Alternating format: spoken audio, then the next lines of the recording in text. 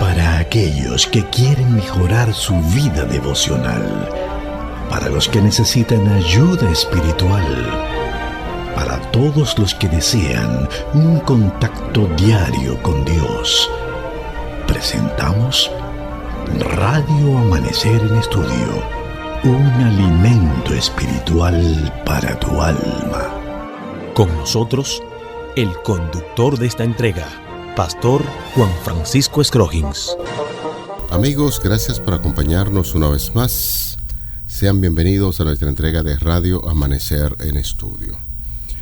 Es un saludo cordial, afectuoso como cada día, con el propósito de que las bendiciones del Dios Todopoderoso puedan acompañarle a usted y los suyos, y de todo corazón agradecemos la valiosísima sintonía que nos brinda cada día. Un momento del destino es el tema general que estamos estudiando en esta semana, y el pasaje de la Biblia a memorizar. Entonces miré y vi una nube blanca, y sobre la nube a uno sentado semejante al Hijo del Hombre, con una corona de oro en su cabeza y en su mano una hoz aguda. Y del santuario salió otro ángel y clamó a gran voz al que estaba sentado sobre la nube: toma tu hoz y ciega, porque ha llegado la hora de cegar y la mies de la tierra está madura. Así nos dice el libro de Apocalipsis, capítulo 14, los versículos 14 y 15. Avanzamos en esta semana y para el día de hoy estaremos estudiando el juicio celestial. Es el tema que estaremos abordando en el día de hoy. El juicio celestial. Es un honor, un placer saludar en esta hora a nuestro compañero de viaje hacia el cielo, Pastor Cristian Veras, quien está haciendo los comentarios a estas lecciones. Un privilegio en este día saludarte, mi estimado amigo Pastor Juan Francisco Scroggins, y también saludar a nuestros amigos, a nuestros hermanos que sintonizan Radio Amanecer en Estudio de diferentes lugares de la geografía universal. Hay oyentes de Radio Amanecer y de este programa en especial en toda geografía universal, en todos los países. Así que un abrazo y un saludo para ustedes, y por supuesto bendiciones de parte del cielo. Vamos a orar. Padre Santo, que cada persona que en este momento se dispone a escuchar tu palabra a través de la emisora pueda recibir una bendición especial, y que tú puedas dar salud y bienestar espiritual, social, físico a cada uno de aquellos que apartan este tiempo para estudiar tu palabra. Oramos en el nombre de Jesús. Amén. Amén. Importante destacar que en la lección que estamos estudiando, un momento del destino, ya nos encontramos con que los seres humanos están expuestos día a día a hacer decisiones. Algunos hacen buenas decisiones, hay otros que hacen decisiones no tan buenas, y algunos decisiones muy malas. Tuvimos la oportunidad de recordar que esas decisiones que hacemos en esta tierra va a afectar lo que es la eternidad. Por eso estamos hablando en un momento determinado que nuestras decisiones tienen que ser guiadas por el poder del Espíritu Santo. Vimos entonces la venida del Hijo del Hombre para expresarnos de la segunda venida de Jesús a esta tierra, y por la gracia de Cristo hoy estaremos compartiendo con ustedes un tema de mucho interés que lleva como título el juicio celestial. Es el tema que estaremos abordando en el día de hoy, el juicio celestial, y estaremos fundamentando básicamente nuestro estudio en Apocalipsis 14:14, y luego estaremos haciendo un símil, una comparación con lo que nos enseña el libro de Hechos, capítulo 1, los versículos del 9 al 11. Sí, en Hechos capítulo 1, versículos 9 al 11, dice: después de haber dicho estas cosas, fue elevado mientras ellos miraban, y una nube lo recibió y lo ocultó de sus ojos. Mientras Jesús ascendía, estando ellos mirando juntamente o fijamente al cielo, se les presentaron dos hombres en vestiduras blancas, que les dijeron: varones galileos, ¿por qué estáis mirando al cielo? Este mismo Jesús que ha sido tomado de ustedes al cielo, vendrá de la misma manera, tal como lo han visto ir al cielo. En Apocalipsis 14:14, Juan dice que miró y vio una nube blanca. Sentado sobre la nube estaba uno semejante al Hijo del Hombre, que llevaba en la cabeza una corona de oro y en la mano una hoz aguda. Sería muy bueno, pastor, que podamos ver que realmente los evangelios dicen el Hijo del Hombre, de una manera categórica, clara, pero Juan dice semejante al Hijo del Hombre, estaba sentado en las nubes. Es importante que en el mismo capítulo 1 de Apocalipsis, Juan tiene una visión de ese Hijo del Hombre que se le aparece y que le da la seguridad de que Él es el que estuvo muerto y que vive por los siglos de los siglos. Y entonces Juan dice, cuando dice que uno semejante al Hijo del Hombre, da a entender el texto de que Juan no tiene problemas en comprender que es Cristo, pero quiere dejar ver claramente de que no es solo el Cristo que caminó en las calles de Jerusalén, sino que ahora es el Cristo glorificado.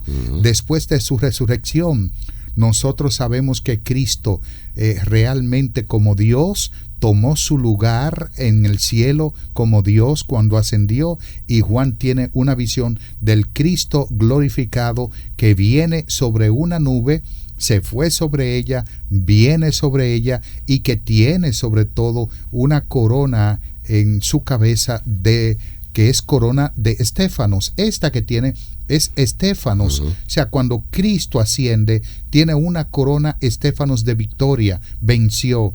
Juan lo presenta con esa corona de vencedor, indicando que nosotros venceremos con Él también. Pero algo importante es que cuando Cristo venga, Él no vendrá con la corona de estéfanos, vendrá con la corona regia de Rey de Reyes y de Señor de Señores. Amén. Esta conexión estrecha que hay entre Apocalipsis 14 y Hechos 1, 9 al 11, nos da a entender que Jesucristo viene presto. Su venida será gloriosa, será visto por todos. Así como un relámpago se manifiesta en el oriente y se ve en el occidente, la venida de Jesús es real, es literal y no secreta, como nosotros ya habíamos estudiado en una ocasión. Pastor, sería importante que podamos ver la cita que usted compartió con nosotros de Hechos 1, 9 al 11, para ver los detalles. Después que Jesús está ahí conversando con sus discípulos, fue alzado, dice el texto bíblico, y le recibió una nube que le ocultó de sus ojos. Esa nube es para referirse justamente, como nosotros lo habíamos puntualizado, para recibirle un grupo de ángeles. Tenemos entendido, ¿verdad? Así es. Esa nube se está refiriendo a un grupo de ángeles que iba en ascensión con el Señor Jesucristo. Y aquí el versículo 10 nos dice: estando ellos con los ojos puestos en el cielo, entre tanto que él se iba, y aquí se pusieron junto a ellos dos varones con vestiduras blancas. La expresión que utiliza aquí el libro de Hechos para referirse a esos dos personajes se está refiriendo al varón, al ser humano que nosotros conocemos aquí en esta tierra, o se está refiriendo a ángeles, porque el texto dice que tenían vestiduras blancas, y entonces esos varones hacen una expresión y dice: a ustedes, varones galileos, ¿por qué están mirando al cielo? Y él mismo responde: este mismo Jesús que ha sido tomado de vosotros al cielo, así vendrá como les habéis visto ir al cielo. La pregunta de nuevo: estos dos varones que están con Jesús con vestiduras blancas, ¿se refieren a seres humanos, varones, o se está refiriendo a esas criaturas celestiales que nosotros conocemos como ángeles? Es una pregunta muy importante que estás haciendo, pastor. Sería bueno que nosotros le hagamos un seguimiento a los evangelios. Ustedes saben que el libro de los Hechos es conocido como el quinto evangelio. A veces yo digo Apocalipsis es el quinto evangelio también. Están juntos ahí, bueno. Pero no vamos a discutir en este momento el nivel de inspiración de esos libros. Lo que me gustaría que nosotros veamos, que cuando Cristo muere, muchos testigos estuvieron ahí para corroborar su muerte. ¿Por qué? Porque hoy en día han surgido comentarios de personas que se llaman cristianas, por ejemplo, el Seminario de Jesús, que dicen que Cristo realmente, el mismo Jesús que predicó en Jerusalén, no fue el que murió en la cruz del Calvario. Otros dicen que Cristo murió en India con 95 años de edad. Otros, como Dan Brown, dicen que Jesús murió en el sur de Francia y que dejó una dinastía rastreable con María Magdalena. Lo cierto es que Jesús se hizo de testigos que corroboraran de que Él murió en la cruz del Calvario, de que se corroboraran de que Él fue sepultado y también de que resucitó. Pero como no hay testigos humanos vivos naturalmente hoy para corroborar la resurrección de Cristo, Él se hizo acompañar de dos testigos celestiales que todavía, como seres celestiales, no mueren, están vivos y su testimonio es verdadero. Fueron dos ángeles que estaban en la tumba. Cuando vemos los evangelios, tanto Mateo, Marcos como Juan, en el capítulo 20 Juan habla de esos dos jóvenes que eran dos ángeles y que estaban en la tumba en el momento de la resurrección y hablaron con María Magdalena. El evangelista Lucas, en el capítulo 1 de Hechos, ahora dice que esos mismos dos ángeles aparecieron para corroborar de que Cristo murió, de que Él, el mismo que murió, fue el que resucitó, y el mismo que resucitó fue que ascendió al cielo, pero que este mismo que ascendió al cielo vendrá por segunda vez. En la segunda venida, esos dos ángeles estarán ahí para corroborar de que Cristo, su testimonio ha sido verosímil, fiel y verdadero. Estos comentarios que hacemos, tanto el pastor Veras como este servidor, pastor Scroggins, estamos avalando esos comentarios precisamente en lo que tenemos como guía para estudiar. De ahí la insistencia que usted debe tener su guía de estudio a manos, porque precisamente, pastor, ese es el enfoque que da el autor de la guía de estudio ante la pregunta de las similitudes que existen en estos pasajes, y eso es muy evidente que se está refiriendo a la ascensión de Cristo, y los que están allí son justamente dos ángeles, y esa nube del cual se hace la descripción se está refiriendo también a una gran cantidad de ángeles que ascendían con Jesús. Una verdad divina inserta en este pasaje que quizás no sea muy evidente y que nosotros quisiéramos reforzar.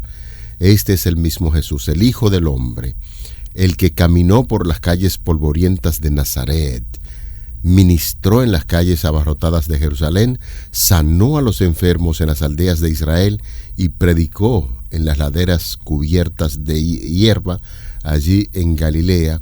Y el énfasis que se está haciendo es: ese mismo Jesús que anduvo como hombre entre los hombres es el mismo que volverá otra vez. Así es. Ahora, ¿por qué Jesús se hizo de testigos celestiales para que corroboraran ese testimonio? Se estaba basando en la ley, pastor. En la ley, claro. En Deuteronomio capítulo 19, versículo 15, oigan lo que dice: no se levantará un solo testigo contra un hombre por cualquier iniquidad o por cualquier pecado que haya cometido. El caso será confirmado por el testimonio de dos o tres testigos. Cristo levantó dos testigos celestiales. Como si fuera poco, repito, lo hemos dicho varias veces, en 1 Corintios capítulo 15, versículos 6 y 7, Pablo dice que los que estuvieron vivos en el momento de la ascensión de Cristo y que presenciaron ese momento de Hechos capítulo 1 fueron como 500 personas. Es decir, el Señor no hizo nada a la escondida. Dejó testimonio para que toda la humanidad se percatara de que era veraz su muerte, su resurrección, su ascensión y su segunda venida será visible para todo el mundo. Me gustó mucho la expresión, pastor, que estás utilizando. Jesús nunca hizo nada a escondida. La ascensión fue pública. Así es.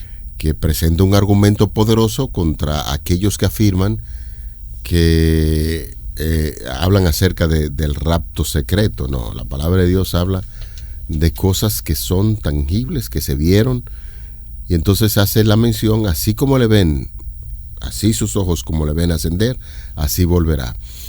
Hay dos pasajes de la Biblia que quisiéramos compartir con ustedes para luego entrar en un detalle muy importante sobre una actividad de juicio. Daniel capítulo 7, los versículos 9 y 10. Allí nos dice la primera declaración. Pastor, luego usted estará compartiendo con nosotros en Daniel 7, 13 al 14. Daniel 7, 9 al 10 nos dice: estuve mirando hasta que fueron puestos tronos y se sentó un anciano de días, cuyo vestido era blanco como la nieve y el pelo de su cabeza como lana limpia, su trono llama de fuego y las ruedas del mismo fuego ardiente. Un río de fuego procedía y salía de delante de él, millares de millares le servían y millones de millones asistían delante de él. El juez se sentó y los libros fueron abiertos. Sí, y en los versículos 13 y 14 dice: seguí mirando en las visiones nocturnas, y en las nubes del cielo venía uno como un hijo de hombre, que se dirigió al anciano de días y fue presentado ante él, y le fue dado dominio, gloria y reino. Está hablando de hijo del hombre, la misma figura que utilizan y que hemos utilizado tanto en Apocalipsis, en los evangelios, hijo del hombre. Y hay una pregunta que surge, pastor: ¿por qué Daniel llamó a Jesús hijo del hombre en algo tan serio como el juicio? Y la respuesta es porque al llamarse hijo del hombre, que fue una expresión de cariño que Jesús usó para congraciarse, confabularse con nosotros, nos está diciendo, como lo explica Pablo también a los hebreos, de que él, como vivió igual que tú y yo, comprende lo que nosotros pasamos, y por ende, como en el juicio celestial él es juez, entonces utilizará la misericordia para con nosotros. Por lo tanto, en el juicio nosotros no tenemos nada que temer, siempre y cuando confiemos que Jesús es nuestro juez divino. En este momento quizás alguien se pone la mano en la cabeza y así con ojos inquisitivos está preguntando, quiere tener algún tipo de información, especialmente en el libro de Daniel, versículos 7 al 10, para ir entendiendo a la perfección el texto bíblico. Cuando estamos viendo que fueron puestos tronos, en los tronos siempre van los reyes, y efectivamente se hace mención de un anciano de días. Habla de su vestimenta blanco como la nieve, el pelo de su cabeza como una lana limpia. Ese anciano de días se está refiriendo ¿a quién? A Jesús, al Padre, y el juez que se hace mención allí cuando se sienta, y los libros son abiertos, los registros en el cielo son abiertos. Estos elementos sería importante, pastor, que podamos explicarlo a la cantidad de amigos que están con nosotros en esta hora. Número 1, el anciano de día, ¿a quién se está refiriendo? Número 2, lo que acabamos de presentar, el juez se sienta, y esos registros, ¿quiénes son? El juez, ¿quién es? Y los registros o los libros que se hace mención aquí en Daniel 7, 9 y 10, ¿a qué se está refiriendo esto? Bueno, realmente el anciano de días que se menciona acá es Dios el Padre, y el Hijo del Hombre es Cristo. No necesariamente porque se diga anciano tiene que ser el Padre, porque lo asociamos en un contexto, un término humano, ¿no? De anciano, el Padre es anciano, porque el Padre y Jesús, ninguno de los dos, ni el Espíritu Santo tampoco, tienen ni principio ni fin, son coeternos, existen desde la eternidad. ¿Me hago entender? Sí, claro. Pero el contexto del Evangelio aquí, lo que está diciendo de Daniel, es el Padre. Y lo cierto es que dice que los libros fueron abiertos. Es un anacronismo. ¿Por qué? Porque realmente en esos momentos no había libros como los hay hoy. Sin embargo, está hablando de registros, los registros celestiales. Necesita Dios tener registros para decirnos a nosotros lo que hemos hecho. Imposible. De hecho, sería bueno que sepamos que tampoco Dios necesita el juicio para condenarnos, porque ya somos condenados. La paga del pecado es la muerte. Dios no necesita ningún elemento para condenarnos. Ya hemos sido condenados. Cuando Él convoca un juicio, es para encontrar un elemento fundamental para salvarnos. Por lo tanto, esos registros tampoco ni son para Dios, ni son para los ángeles, son para nosotros mismos, porque el carácter de Dios ha de ser vindicado también en el juicio. Amén. ¿Cómo funciona esto? Daniel 7, 13 al 14, miraba yo en la visión de la noche, y aquí, con las nubes del cielo venía uno como hijo del hombre. Noten ustedes siempre la expresión con las nubes del cielo. Ya estamos interpretando, se refiere a los ángeles que llegan con Jesús. Vino hasta el anciano, el padre de días, y le hicieron acercarse delante de él. Importante destacar que conforme a esta revelación de Daniel 7, 9, 10, ve allí un trono celestial con miles de millares y millones de seres celestiales y angelicales que están reunidos alrededor del trono. Se inicia el juicio, del cual está señalando nuestro compañero el pastor Veras, y los libros, es decir, esos registros que con mucho énfasis estamos haciendo, registros celestiales de nuestra vida, se abren no solo para testimonio en este planeta Tierra, sino para todo el universo. El Hijo del Hombre se acerca al anciano de días, que es el Padre, y recibe su reino eterno. El juicio aquí revela ante todo el universo que el Padre, el Hijo y el Espíritu Santo han hecho todo lo posible para salvar a toda la humanidad. Este juicio va a vindicar no solo a los santos, sino al mismo carácter de Dios contra aquellas acusaciones falsas del maligno de Satanás, donde decía que Dios es un gobernante tirano. Y en este caso, pues todo se va aclarando y se expresa realmente cuál es el carácter de Dios, que es el amor y en la dirección de salvar a los seres que cometieron pecado. Nosotros tenemos aquí, pastor y estimados amigos, algunas cosas que me gustaría dilucidar. En primer lugar, dice el juicio celestial. Noten que está utilizando el artículo singular masculino. O sea, es un artículo definido. Indica que el juicio es uno. ¿Por qué el juicio? Si hay juicio ejecutivo, preadvenimiento, juicio durante el milenio, tenemos también lo que se conoce como el juicio final. Hay varias etapas del juicio, pero el juicio de Dios es uno. Es un solo, claro, con diferentes etapas. Y es bueno que veamos eso. Dios juzga de acuerdo a la circunstancia, pero el juicio de Dios siempre es un juicio a favor del ser humano. Lo que pasa es que algunos no se benefician de los resultados del juicio porque no quieren aceptar la misericordia de Dios allí en ese juicio. Lo otro es, cuando habla de registros, si nosotros pudiéramos decir, en ese momento en el que Daniel escribió, y para el tiempo del Antiguo Testamento que utilizaban rollos, los registros, habrá en el cielo un rollo grande de esos que movían hasta en una carreta o que lo llevaban al templo. Habrá un rollo de esos. Más adelante existen los pergaminos, existen los papiros. ¿Será en esos artefactos? ¿O se está modernizando el cielo tanto que hoy ya hay tabletas y computadoras y en el cielo se van a abrir? Señores, cuando la Biblia está hablando de libros, está hablando de que Dios registra cada acción del ser humano para poder naturalmente ayudar a nosotros mismos. Es para nuestro beneficio, porque el Señor no necesita eso, ni los ángeles tampoco.